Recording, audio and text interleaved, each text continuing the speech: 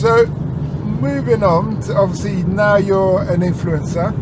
Comedian. Yeah. Tell us a story about that. How did you start doing impressions? When did you start realise you were funny?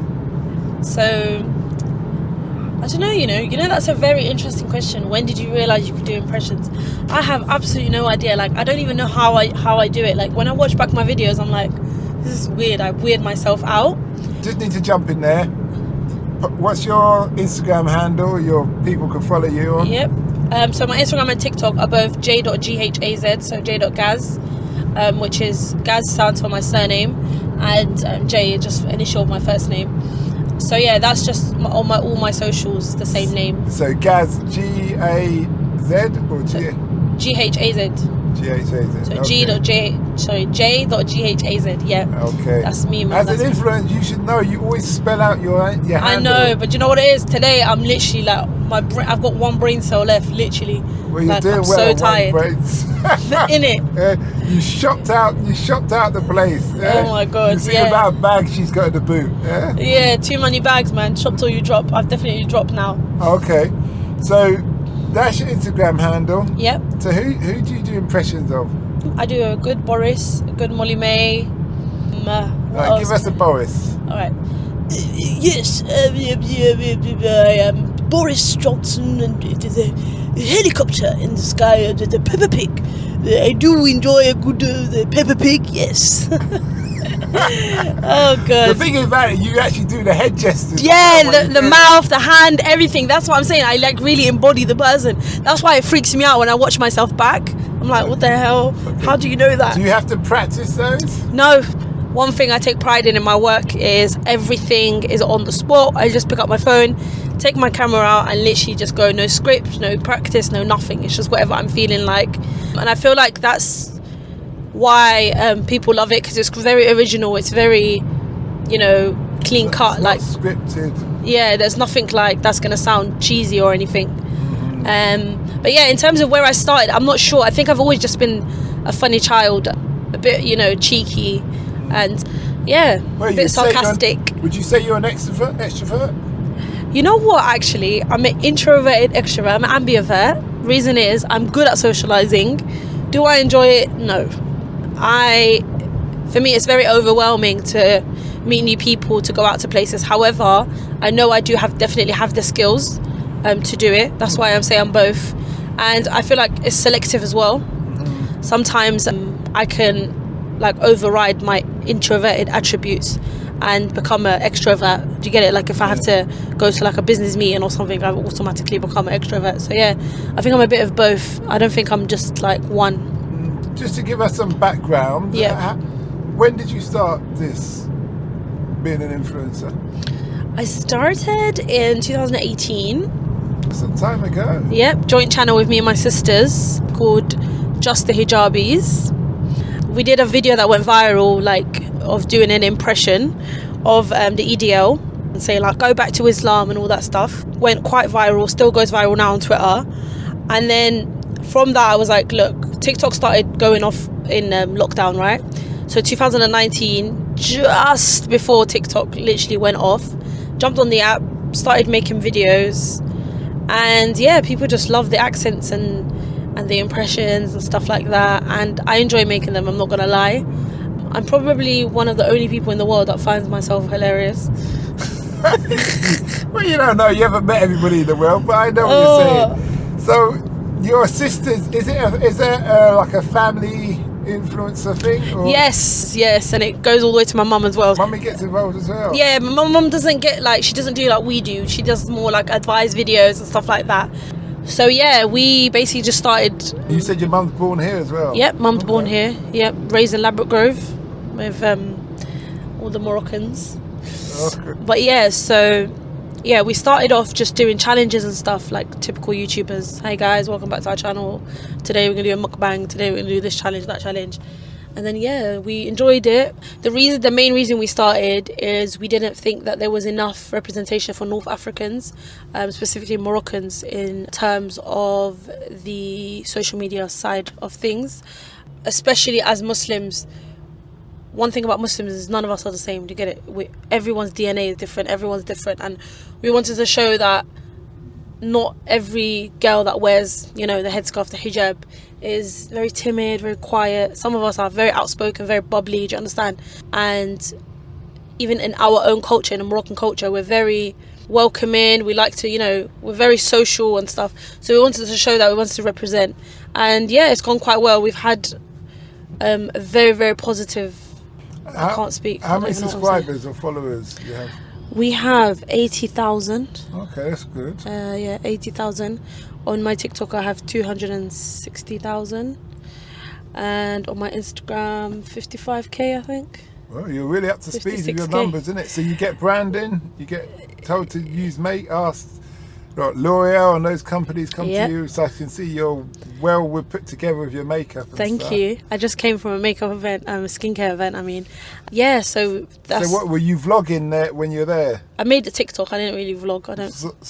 Yeah. No, do you know why? Because vlogging is more like YouTube, innit? I guess you could call it a vlog, you can. It's I made a little vlog. Yeah. Yeah. It's like a 3-minute, I made it like a little 3-minute vlog. Talk about the makeup you're using today. Not just that, just talking about... No, I didn't talk about my makeup. I spoke more about the skincare because it's a skincare brand, innit? So I was like, let me just focus on the skincare. But I do makeup videos as well. Do you do like health videos where you talk about exercising and stuff? Yes. I worked with the NHS before. Okay. Yeah, a couple times. What, as an influencer? Yep. Really? PR.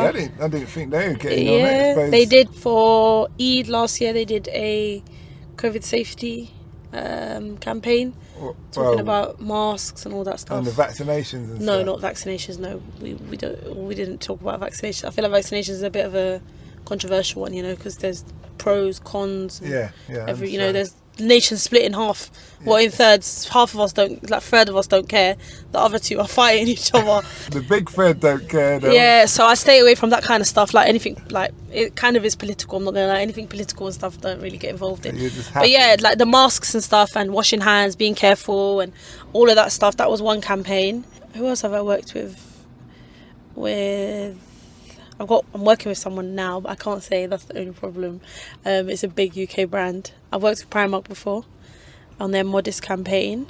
I've worked with... What do you mean Modest campaign? So they launched a Modest clothing line back in 2000 and I want to say 18, 19, I think.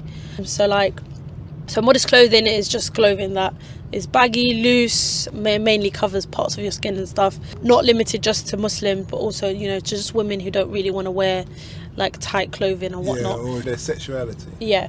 So we worked with them on some like trendy bits, like, you know, baggy shirts and nice trousers, culottes and that kind of stuff, skirts and stuff. So like you're not showing anything, but it shows that you look good. Thank in you. What you're wearing. Yeah, exactly. So making modest fashion, still fashionable, still relevant. So that's what we did.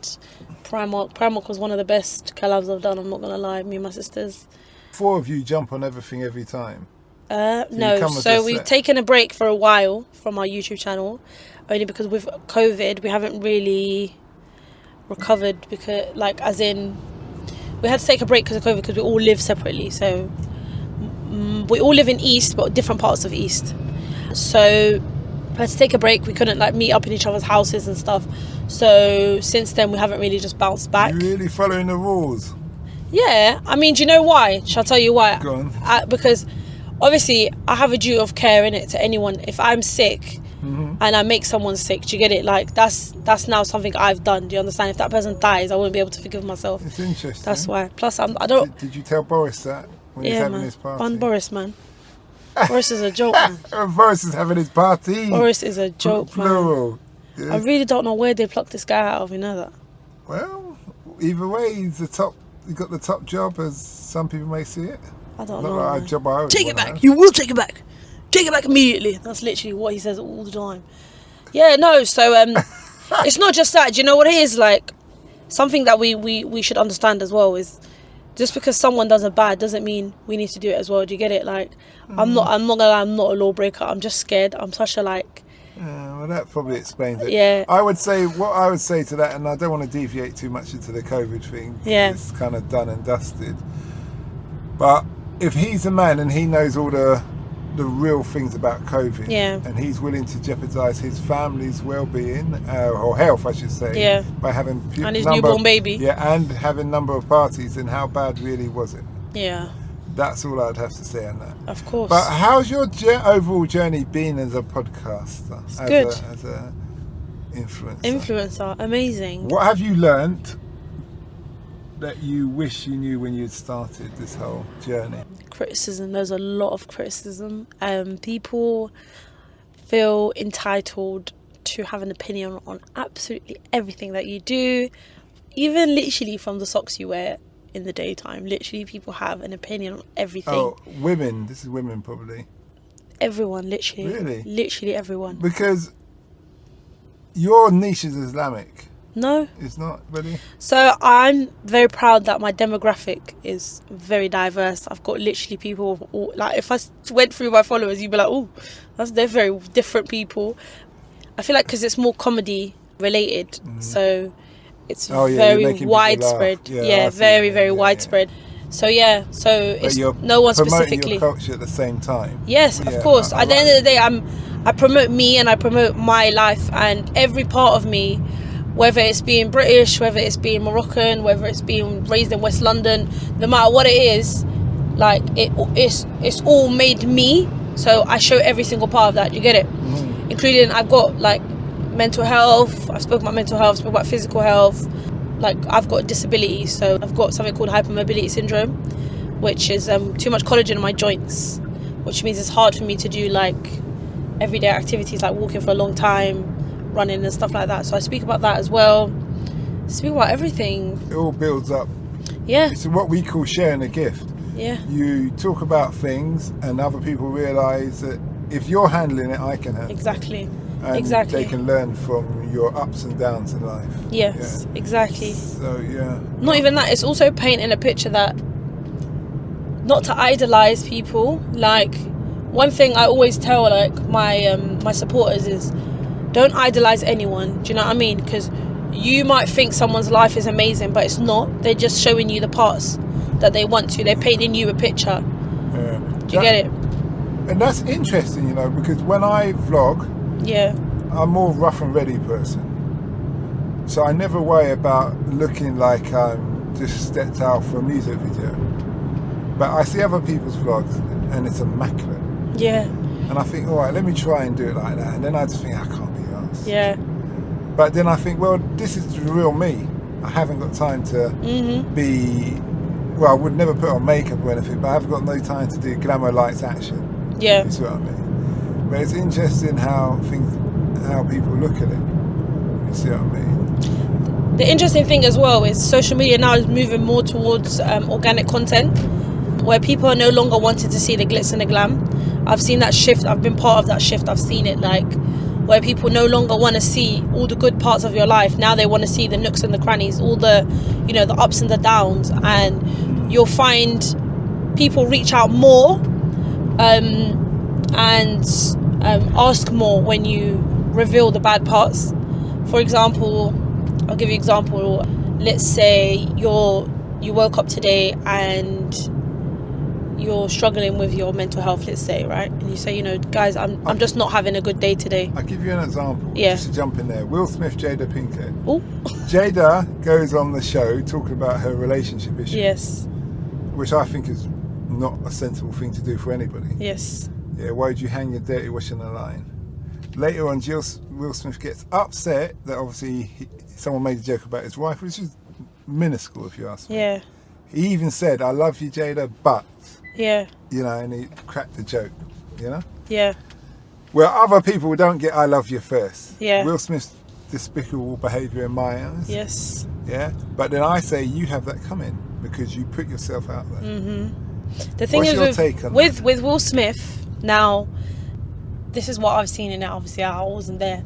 But apparently he made a new book about how he's always been a coward. He always feels like he's been a coward his whole life. And, you know, because his mother was abused and he never used to do anything. He'd just stand there and watch. And a lot of other things happened and he felt like he was being a coward.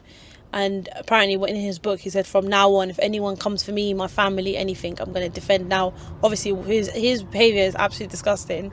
I think it's all joke anyway. I don't think it's real. Because after he slaps, if you look at his face, he was smiling. Then he turns around and he drops his smile. You have to really zoom in and stuff. But you've really been scrutinising the video. Nah, shall I tell you why? Because it's like trending on TikTok and stuff. Yeah, of course. And you gotta look at people things. are doing like they come up with proper things. investigations, like CSI and stuff. And I genuinely think that is fake. I think it's like a plot for some movie or something coming up.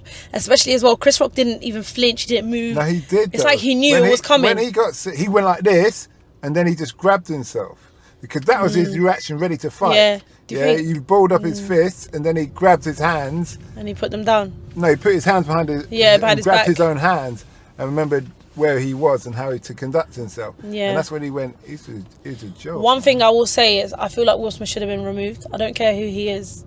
People shouldn't idolise him. He should have been removed because. But he's still a coward because he started to cry afterwards. Yeah, exactly. So it's like, man, admit, my stand up thing for it. is, sorry to jump in there. It's alright. If that was 50 that cracked a joke on your wife, you ain't going up and slapping him. Yeah, exactly. So you're picking on someone who's like 8 years your senior, and has never been a fighter. And he's a comedian. And is just one of those skinny little Woody Allen comedians.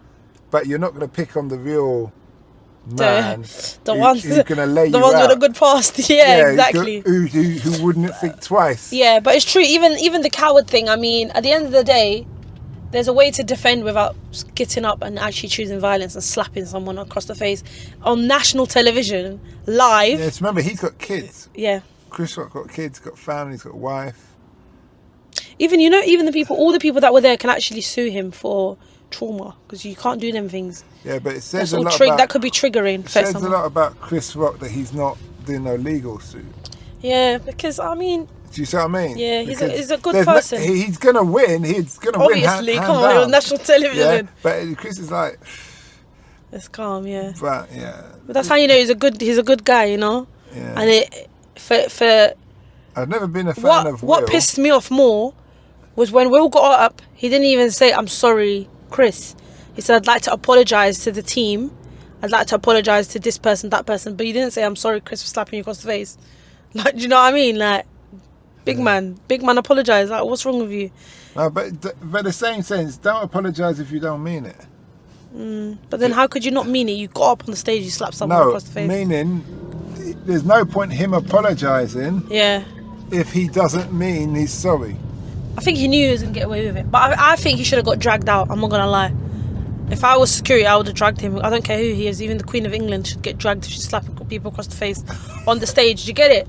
Because that's violent. Okay, imagine Chris Rock would have turned around and punched him in the head. Do you know what I mean? Now you've got a fight on national television. Yeah. Like, that's not right. International television. That's exactly. But yeah, international, exactly. The thing that gives me joke though, the whole situation. It's not even joke. I picked up someone that morning. Okay. And I saw my phone, and my phone said, "Slap Chris Rock." And what? So I started to watch the video. Then they get in the car. There's a journalist. The woman's a journalist. The man's I can't remember what he does. He's a diver and something else. He's a photographer. Okay.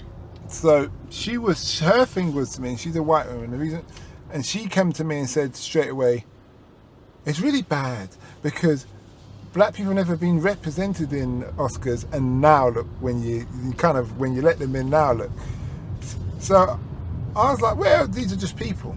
Yeah, exactly. It's not really about the race thing. Exactly. It's just people in that respect. But on one side, that's how it's looked at. Then I got another message that came through yesterday where someone I don't know who wrote it, it was a black or white person, but they brought up that, listen, we're trying to raise up together, and we've got two icons who are behaving, well, not even two, one who's behaving in that fashion. No, Chris Rock's joke was a bit rude though. No, I don't think it was. Because I think apparently the reason why she's like hasn't got hair, she's got alopecia. Yeah, but that's due to and he made a joke about that. Yeah, but sorry. I know. Right, wait a minute. It was a bit insensitive. No, it's not.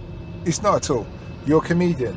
If you don't want to be in the public eye, people said a lot more about Jada and Will Smith on their entanglement on the platforms and all those things. Yeah.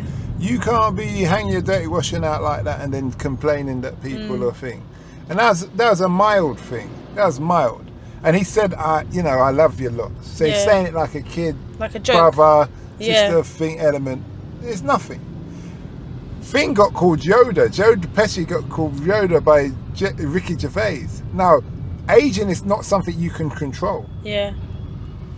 Her alopecia, she can, because she's living a life that is causing her to be stressed. You got loads of money, what you got to be stressed about? Think about that. If you're being stressed because you got alopecia, so my oldest child had that when he was younger, and his mother and I needed to change how his thing to be better parents, but we were young parents. Do you see what I mean? So we learned it. So that's on you as an adult. It's like if you're stressed at your work, then leave your job. Yeah. Don't start blaming other people because you're stressed. Leave your job, change your job. Get a job where there's a dustman or something where you don't have to be worried about things. Yeah. I picked up the rubbish, my job was done. Do you see what I mean? So to me, and if you don't want people, you and I are in the same thing. If we don't want people to pass comments on us, we come off social media. Yeah, 100%. And you're asking for the feedback. Because it comes with the money, like obviously you're getting paid doing your thing. It comes with it. It's part of the package. Yeah. Yeah. If you shoot people, you can likely to get shot. Yep. You know? Yep. And all those kind of things, and that's just how I see that. Yeah. But my missus says I talk about this too much. No, you were saying that there was, I cut you off, but you were saying there are two icons that one of them. No, meaning Chris Rock and Will Smith. They're both big in their field, but it really and truly it's just Will Smith who let the team down as a black community on this side of thing. Everybody's in there in their nice suits and all that kind of thing, and look how he's behaving. Yeah. Do you see what I mean? But like you said, it's not, I don't know, innit? But they are their own human beings. You get it? I don't feel like the black community should take like the stick for it, because at the end of the day, they are two human beings. Yeah, but with different minds that made that decision. Because if it was a white man, no one would say, "Oh, look, you're letting down the white community." Do you get it? I see what you're saying, and I see what you're saying, but there's still that factor that they're black. Yeah. There's still that factor that we're, let's say, the representation of Hollywood hasn't been what it should do, considering what we contribute in entertainment overall. Yes, exactly. But I would say this, and this is what someone raised to me.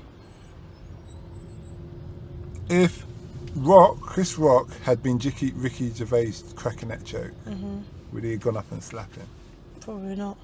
I guarantee you he wouldn't. Yeah, like you said, he's always a chief, isn't he? And he thought, man, this guy's a chief. I guarantee you he wouldn't be. The police would have been on from the stage.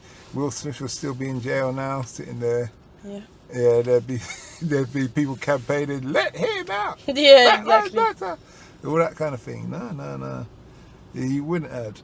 He wouldn't at all.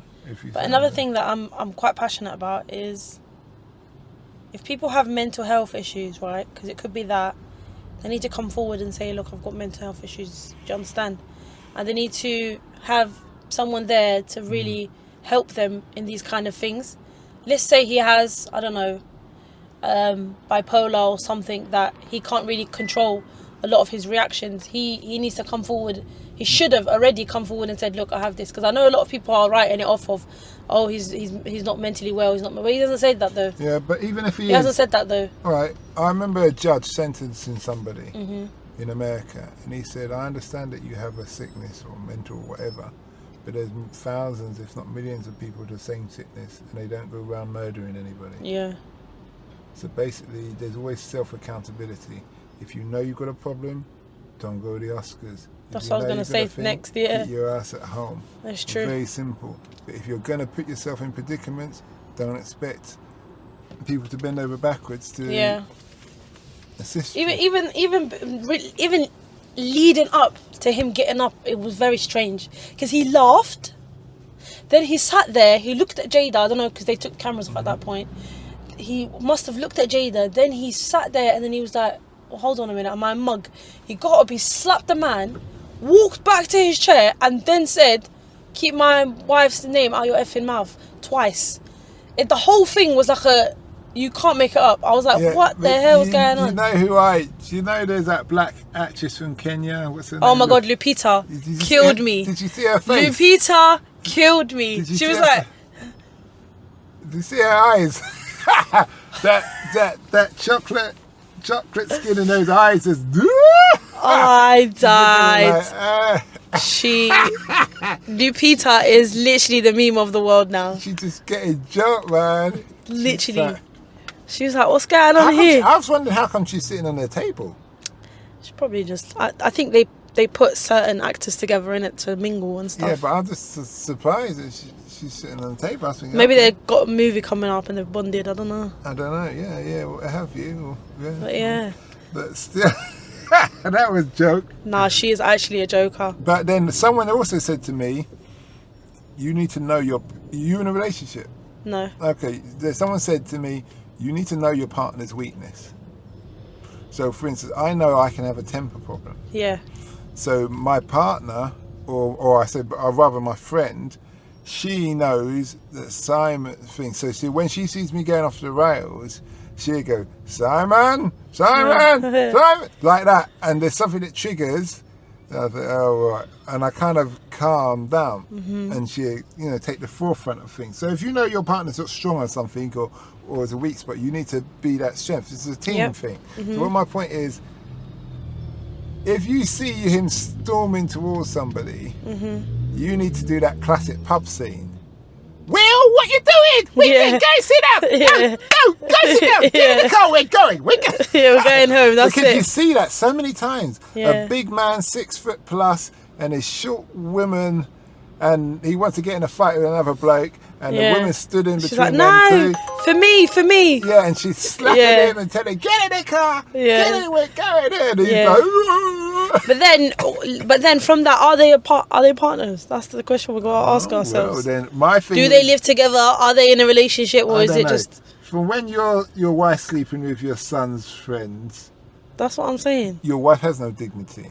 That's what I'm saying. Because so what are you defending? Maybe it wasn't him on the stage defending her. He was defending himself because he probably felt embarrassed, because he probably thought everyone's looking at him thinking, wow, a big man like you're not even going to do anything. My man just mugged off your wife. But no one thought that. But he that thinks joke that was. would have passed, he thinks though. that's exactly. But you see, the problem is when you're not happy with yourself, anything anyone says, you're going to take it as a personal attack. Do you get it? So it wasn't even an attack thing. Everyone found it funny. But because he's not happy with himself, or his past maybe, or the status of his relationship, or how it's going, or he doesn't feel like he's the man of the house, do you get it? Maybe that's what he was like, rah, like I'm not going to be taken for a mug. That's probably why he got up and did what he did. Well, Chris Rock has a famous joke where he talks about how Jada Pinkett boycotted the Oscars one year. Oh, yeah. And he said, that's like, using an analogy, that's like him doing something, boycotting sleeping with Rihanna. Oh, yeah. He wasn't invited. You see what I mean? So basically he's saying you're insignificant. Yeah. Yeah? You're not invited. If you was Tom Hanks or Tom Cruise, A-class. Or Lupita. Well, or someone... no, but Lupita's... No, but come on. Lupita's a legend, man. No, she's not. Think, how many films has she done? Probably like 10. 4, 5. Proper films. Not. She hasn't really done anything. She got an Oscar. Yeah. Samuel's done 150 movies. Denzel's done a thing. Yes. I don't know why they give her the Oscar. They give her the Oscar because it's politics. But she ain't putting no work. So why are you giving her an Oscar? I don't know, man. I think she's really good. Especially in Black Panther, man. Oh, come on. That's not even a film to talk about. No. That's like a Marvel film. It's just an entertainment I thing. love Marvel, though. Yeah. To be a Marvel actress, though, you got to be good, man. You got to be a natural. I'll tell you what. Samuel Jackson was on Hot 97. I mean, he's a legend now. Come on. No, listen. Yeah. He's on Hot 97 FM. And he got pulled up because he said he's tired of these black British actors playing American roles. Now, people were getting at him about it. Some people were saying, yeah, he's right. The camp was split. But this black American actor, I can't remember his name. He's in quite a few things. And he goes, when he speaks to a black British actor, he says, oh, so, what's your background? So I studied at this university, I went to this school of theatre, I've done this, blah, blah, blah, and all this thing. And they got a resume, it's a heavyweight resume. And when you talk to a black American, you say, how'd you get in the business? They say, well, someone said I look kind of fly and they gave me a chance. Yeah, they just got scouted randomly. Yeah, he said, there's no comparison. Yeah. So obviously they're getting the parts. Yeah, exactly. Because they come equipped. Yep. Like Idris Elba, man. Yeah, they've come equipped and stuff, and that was very, very interesting. And that was Samuel. Do you see what I mean? Yeah. Coming out of that. So what he's saying is really, if you haven't put in the work, do you deserve the title? Yeah. Samuel's been acting for years. Yeah, man, he's a legend, man. If you see what I'm saying. He is a legend. Well, we're coming to the end of our journey. Yep. Been interesting speaking to you. You too. What would be your advice to somebody who wants to get into the industry of influencer? You need very thick skin, not gonna lie, and you need to become a realist. Not an optimist, not a pessimist, a realist, because when you're a realist in this kind of industry, you understand your limitations, but you also can see your goals and your inspirations. Do you get it? You don't overachieve. What's it? You're not too optimistic, too pessimistic. Do you get it? Like, for example, you say, oh, I want to work with this brand. Sometimes that's literally impossible. It's like me now saying, oh, I want to be invited to the Oscars in 5 years. I know that's impossible. Do you get it? It's probably not going to happen. But that's because I'm a realist, right? I can see that. But there are some people that are too optimistic. They're like, no, I'm going to make it happen. Same way, I know that maybe I can be in a movie in 5 years. Do you get it? That's being realistic, because if I'm going into acting now, do you get it? So I would say definitely adapt to a realist mindset. But yeah, thank you guys for having me. It's just here behind this van. Yeah. Okay, well, thanks a lot. Thanks for having me. Thank you. We hope that episode enhanced your life. We post an interview every day, as well as vlogging on our social media channel. Don't forget to subscribe to get our latest episode.